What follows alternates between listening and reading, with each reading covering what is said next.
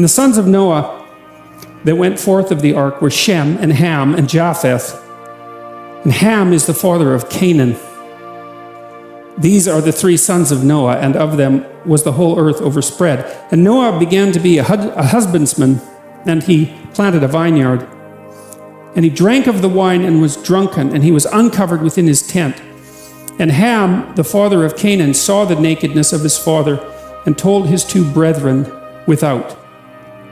And Shem and Japheth took a garment and laid it upon both their shoulders, and went backward, and covered the nakedness of their father, and their faces were backward, and they saw not their father's nakedness.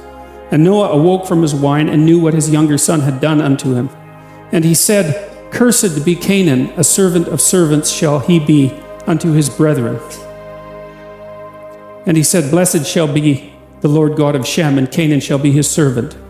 And God shall enlarge Japheth, and he shall dwell in the tents of Shem, and Canaan shall be his servant. And Noah lived after the flood 350 years, and all the days of Noah were 950 years, and he died.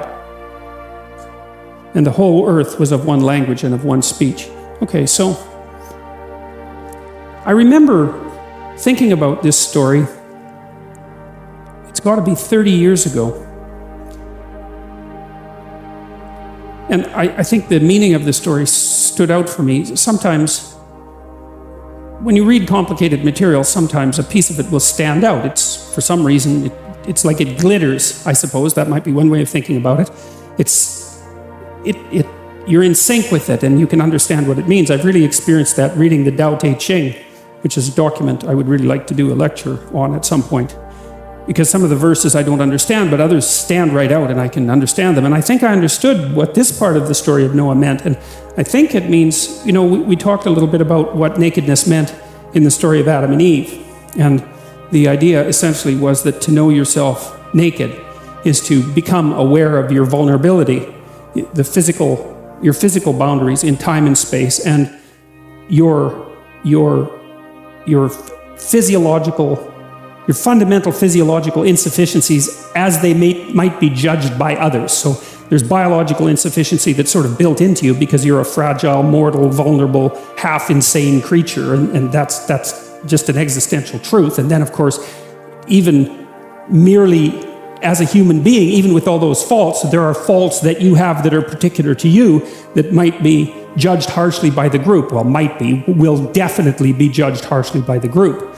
And so to become aware of your nakedness is to become self-conscious and to know your limits and to know your vulnerability. And that's what is revealed to Ham when he comes across his father naked. And so the question is, what does it mean to see your father naked? And it seems to me, and especially in an inappropriate manner like this, it's as if Ham,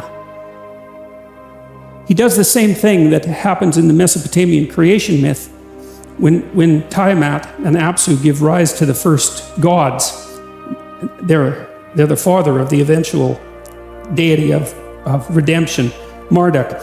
They're very careless and noisy, and they kill Apsu, their father, and attempt to inhabit his corpse. And that makes Tiamat enraged, and so she bursts forth from the darkness to do them in. It's like a precursor to the flood story, or an analog to the flood story. And I see the same thing happening here with Ham, is that he's insufficiently respectful of his father. And the question is exactly, what does the father represent? And you could say, well, there's the father that you have, and that's a human being, that's a man like other men, a man among men, but then there's the father as such, and that's the spirit of the father. And insofar as you have a father, you have both at the same time. You have the personal father that's a man among other men, just like anyone else's father. But insofar as that man is your father, that means that he's something different than just another person. And what he is the incarnation of the spirit of the Father. And to see that, to take it to what? To disrespect that carelessly. Maybe even, like Noah makes a mistake, right? He produces wine and gets himself drunk. And you might say, well, if he's sprawled out there for everyone to see, it's hardly Ham's fault if he stumbles across him. But the book is laying out a danger. And the danger is that, well, maybe you catch your father at his most vulnerable moment. And if you're disrespectful, then you transgress against the Spirit of the Father. And if you transgress against the Spirit of the Father and lose respect for the Spirit of the Father, then that is likely to transform you into a slave.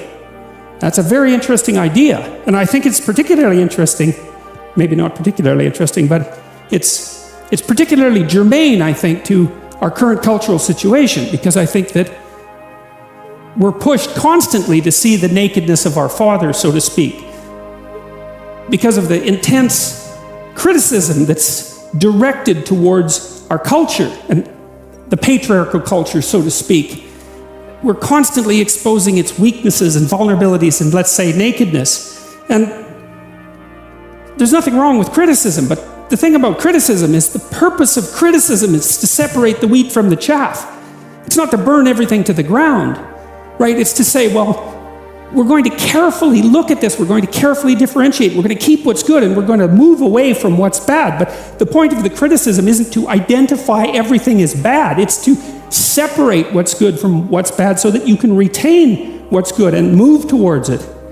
And to be careless at that is deadly, because you're inhabited by the Spirit of the Father, right? Insofar as you're a cultural construction, which of course is something that the postmodern neo-Marxists are absolutely emphatic about. You're a cultural construction. Insofar as you're a cultural construction, then you're inhabited by the Spirit of the Father. And to be disrespectful towards that means to undermine the very structure that makes you not all of what you are, certainly not all of what you are, but a good portion of what you are, insofar as you're a socialized cultural entity. And if you pull the foundation out from underneath that, what do you have left? You can hardly manage on your own. It's just not possible. You're a cultural creation. And so Ham makes this desperate error and is careless about exposing himself to the vulnerability of his father, something like that. He does it without sufficient respect. And the judgment is that not only will he be a slave, but so will all of his descendants. And he's contrasted with the other two sons who, I suppose, are willing to give their father the benefit of the doubt, something like that. And so when they see him in a compromising position, they handle it with respect and don't capitalize on it. And maybe that makes them strong. That's what it seems to me. And so I think that's what that story means. It has something to do with respect. And the funny thing about having respect for your culture, and I suppose that's partly why I'm doing the biblical stories, is because they're part of my culture. They're part of our culture, perhaps, but they're certainly part of my culture. And it seems to me that it's worthwhile to treat that with respect, to see what you can glean from it, and not kick it when it's down, let's say. So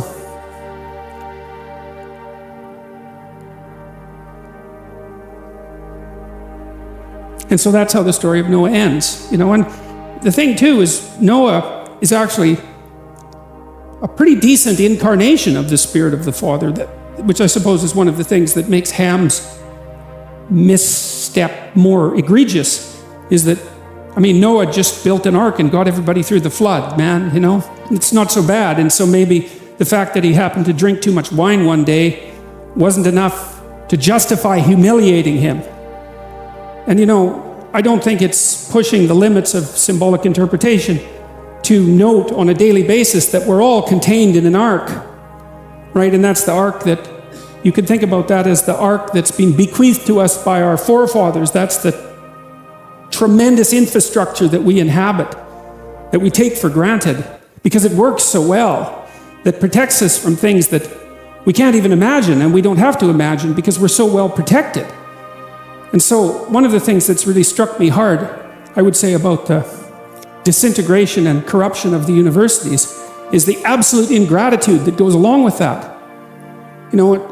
Criticism, as I said, is a fine thing if it's done in a proper spirit.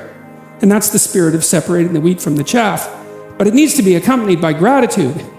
And it does seem to me that anyone who lives in the West, in the Western culture at this time in history and in this place. And who isn't simultaneously grateful for that is half blind, at least, because it's never been better than this. And it could be so much worse. And it's highly likely that it will be so much worse, because for most of human history, so much worse is the norm.